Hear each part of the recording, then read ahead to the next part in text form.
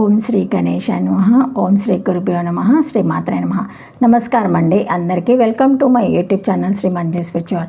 మనం శ్రీ లలిత సహస్రనామ స్తోత్ర నామాలకు ప్రతిపదార్థాలు తెలుసుకుంటున్నాం కదా. శ్రీ మాత్రే నమః. ఈరోజు 709 నామము సదాశివ పతివ్రత. కానీ అంతకంటే ముందుగా మీరు కనుక మన ఛానల్ని మొదటిసారి కనుక ఈ వీడియో చూస్తే ఒక చిన్న లైక్ ఇవ్వండి ప్లీజ్, షేర్ చేయండి, నచ్చితే సబ్స్క్రైబ్ చేసుకోండి, కామెంట్ పెట్టండి. ఇంకా వీడియోలోకి వెళ్ళిపోదాము. శ్రీ మాత్రే నమః. 8 అక్షరముల నామము సదాశివ పతివ్రత. 709 నామము.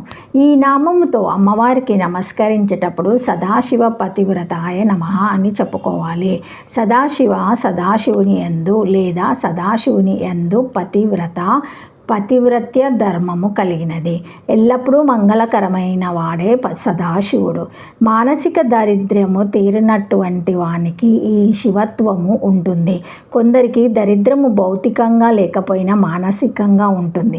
అటువంటి వారికి ఆ జన్మలో శివత్వం వచ్చే ఆస్కారం లేదు. ఈ శివత్వము ఉంటే సత్యం సుందరం రెండూ ఉంటాయి. నవవిధ భక్తులని సాధారణంగా చెబుతారు.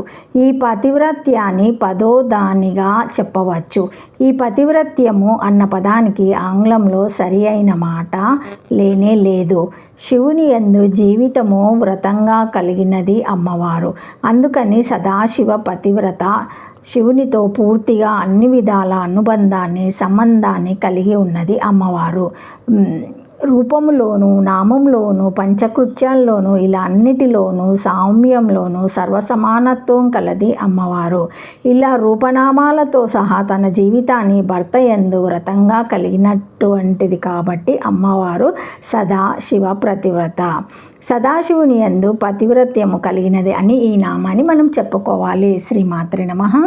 శ్రీమాత్రే నమః. వీడియో ఎక్కడ కూడా స్కిప్ చేయకుండా చివరి వరకు చూస్తే మేము ఏం చెప్తున్నామో మీకు పూర్తిగా అర్థమవుతుంది. కావున దయచేసి అందరూ అర్థం చేసుకోవడానికి ప్రయత్నం చేయండి. వీడియో మొత్తం చూడడానికి ప్రయత్నం చేయండి. ఓం శ్రీమాత్రే నమః. నవేవం సతీ త్రిపుర సుందార్యా శక్తి రూపతత్వత్ తస్య పరాహం తా ధర్మరూపాత్విశేషేణ మిథ్యత్వ ప్రసంగ ఇత్యర్థ. ఆహా సదాశివ పతివ్రత శివ ఏవ పతిరితి వ్రతం నియమః. సదా సర్వకాలికో యస్య శివస్య పత్న్యత్వం శివేవ దేవా సదాతనం కాలత్రయమధ్యామితి యావద్ ఇతరే పదార్థ కల్పితః. తేషు ధర్మత్వమాపి దృశ్యత్వ విశేషత్ కల్పితమేవ. శక్తో తు ధర్మత్వమాత్రం కల్పితం నాసుతు శక్తిరపి కల్పిత. ఆత ఏవ స బ్రహ్మకోటిరీతి భవః సదాశివ పతివ్రతేతి వః. వెనుక నామంలో ధర్మములేవియూ లేదన్నది చెప్పబడినది. ధర్మములన్నీయూ మిథ్య అగును. ఈమె మిథ్య స్వరూపురాలు కాదని అర్థము.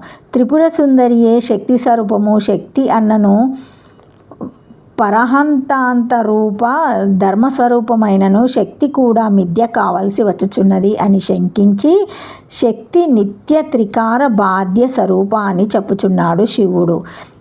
శివుడే భర్త అను నియమము సర్వకాలికము. శివునకు భార్యగా ఉండుట అనగా శివుడెట్లు త్రికారములందు ఒకే విధంగా ఉండునో అట్లే ఉండుట అను అర్థము. లోకం నందు దృశ్యములగు పదార్థములన్నీ కల్పితములే. వాని ఎందలి ధర్మములు దృశ్యము గనక అది కూడా కల్పితమే. శక్తి అగు పరహంతం మందలి ధర్మము దృశ్యమగుటచే కల్పితము కానీ శక్తి మాత్రము కల్పితము కాదు. కానీ దీనిని మిథ్య అనరాదు. ఇది ధర్మం గల ధర్మీయగు పదార్థము కాదు. కనుకనే శక్తి బ్రహ్మమని చెప్పబడుచున్నది. లేదా సదాశివుని పతివ్రతయగు భార్య. 8 అక్షరముల నామము. శ్రీమాత్రే నమః. శ్రీమాత్రే నమః. 710 నామము సంప్రాదేశ్వరి. 6 అక్షరముల నామం. ఈ నామంతో అమ్మవారికి నమస్కరించేటప్పుడు సంప్రాదేశ్వరాయ నమః అని చెప్పాలి. సాంప్రదాయమునకు ఈశ్వరి ప్రభవి లేదా ఆదినాథురాలు.